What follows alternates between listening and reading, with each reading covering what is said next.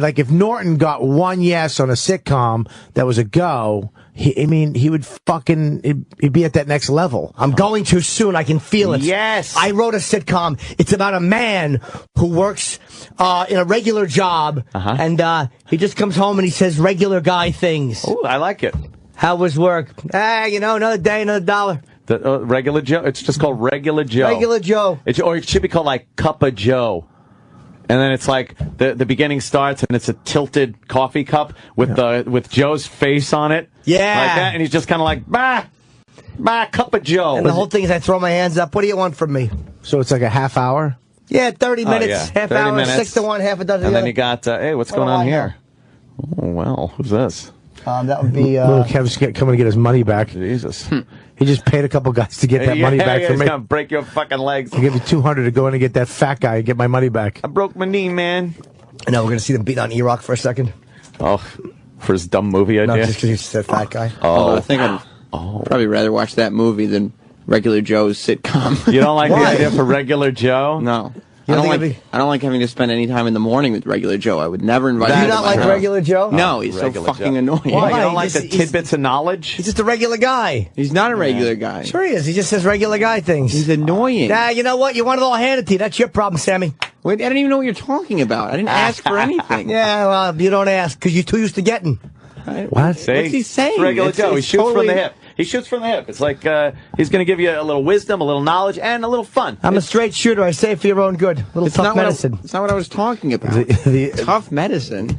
I can't stand him. You know, you should use a little elbow grease, things like that. Yeah, you can't stand him because you don't like hearing the truth. You just want to hear like all that soft stuff Mommy tells you. Well, that's not what Joe says. Fucking Regular Joe, man. This is it. This would be a great show. No, I'm so fucking tired today. That just makes me angry. Welcome to the real world. Try working for a living, buddy. Fuck it, see? Yeah, I'm tired. What is it that you do, Joe, for a living? I work on a construction site. Give me a container of coffee, I'm happy. But you? What do you sleep all day? Well, this is what you get. Welcome to the real world, buddy.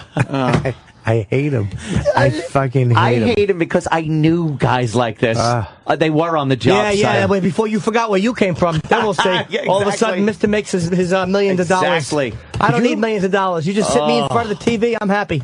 Could you imagine Norton losing it all and having to get a real job? Oh, I mean, what would you do? The tantrums. What I do? I'd get up and work for a living. That's what I'd do. What would he do? Oh. Yeah, I don't know. I would do. What? I'll tell you what I did. Pergaments. I worked as a Caldor. Caldor. I worked as a forklift operator. I remember Caldor. I worked at Caldor. I could drive any forking thing. I almost said fucking. I worked at you can't? Pergaments. No. Pergaments. Years ago. My nickname was Toast. Why? I used to love that nickname because I would go out. This is like 86, 85.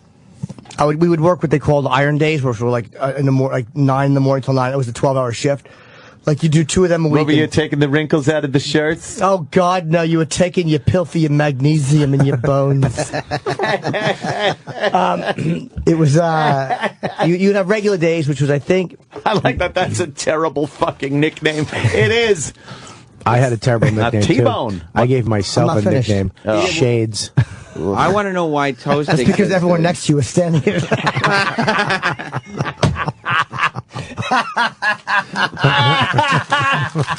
Oh, that's terrible. Was that awful? That was a good one. Yeah. So, Jimmy, okay, you did Pergaments, you did that. Your nickname was Toast. Oh, I was just working. It was like a home fucking houseware store and paint and all that stuff. So I would go out for dinner on these long days and come back an hour later and I would be stoned. So this guy Frank, who was my manager, would always say that he was toasted, and they would just start calling me Toast, and that was my nickname for a few years. Were your eyes all bloodshot and red? Yeah, but I was just stoned. Stoned Jimmy must have been fucked. I can't even imagine. And they would actually page you like that. A toast, come to paint, Toast.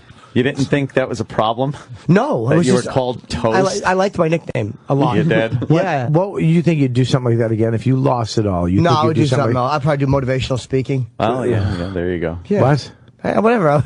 Who are you going to motivate? Worms? Dig in that dirt. Get in there. I don't know what I would do. Toast. You never felt bad about being called Toast? Like no, you're I loved stoner. No, I like it. Oh, That was cool. Yeah, I like it. Yeah, Toast. Yeah, if you're smoking weed, and hey, what's up, Toast? What's up, man? And I didn't ask for the nickname; they just gave it to me. Toast. I would have called you Jam. You know, it goes with the toast. You call me whatever you want, just don't call me late for supper. My friend Regular Joe told me that one. Cracks up every time he says it. Of course he did. The guy on the job site that was like this Regular Joe, his name was Mike, and he fucking he was the guy that I know Mikey, good people. No, he knows Mike. Of course he knows Mike. Good people. It was our lunch break was 45 minutes long, from noon to 12:45. And he, like, at 12:45, he'd stand up and he wouldn't even, like, give us 5 more minutes or just be like, hey guys, you know, we're going to start working again. But he'd stand up and say, and it is fucking, like, every time I heard it, I want to kill him. All right, guys, suit up. Suit up. That's right, get back to work. Like, put your fucking tool belt back on. Your drill screw apron. Atta boy, Mike. I feel suit up. I feel for every dude listening who has a lunch break. Yes. That yeah, you get an that. allotted time to fucking. You have from 12 to 1 or 12 That's to it. 12:45, and then you have to go back. It's fucking the worst feeling in the world is when you had to go back. Yes. That last second, and then all of a sudden you're like, oh, it's You're not looking, over. it's like fucking, It's like 3 school. minutes. It's like you've been in school your whole fucking life and you never get out. Yeah. You're always. Yeah, too bad. Doesn't seem like you learn much. It is that regimented lifestyle of going to work, the lunch break, and then it's like fucking, the bell rings, you go to lunch, you come back. No. I am so fucking happy, and I feel very lucky for this job here, because that working for a living shit stinks. Yeah, I not really. envy it. You can't, man. You gotta give those guys credit. 'Cause some people don't even get like an hour. Yeah. They get like a half hour. Yeah, half hour. Some people eat at the desk because they have so much work to do. They could work through lunch. It's amazing. Working lunch. There was a guy named Sandy who was like in his 50s, and he was still suiting up and working, swinging a fucking hammer. Yep, Sandy's a good people. You like Sandy? I that like Regular Sandy. Joe? He works hard, never complains. Yeah. Suit up when you're told to. And him and Mike would sit around and talk about other jobs that they were on. Like, that was their whole fucking life. Even their leisurely conversations were like, remember that fucking track job we had back in 86? We had, let me tell you this one. Sit down, guys. Let's say there were about 20 units, right? And they delivered a tin. And now we got to hang, the tin in all the various units. And they forgot to send the slips and drives. So there we are. Regular Joe finds that funny. I heard this story. Go ahead. So there we are, bending slips and drives by hand. So because we got to get the job done. Sure. But we got it done. Did we get it done there, Mike? Yeah, we got it done. Yeah, a little over budget, but hey, I'm coming out of my pocket. I am one of the millionaires. It was horrible to sit there and go, oh my God, this is going to be my life. I fucked up. I fucked up, and that's me.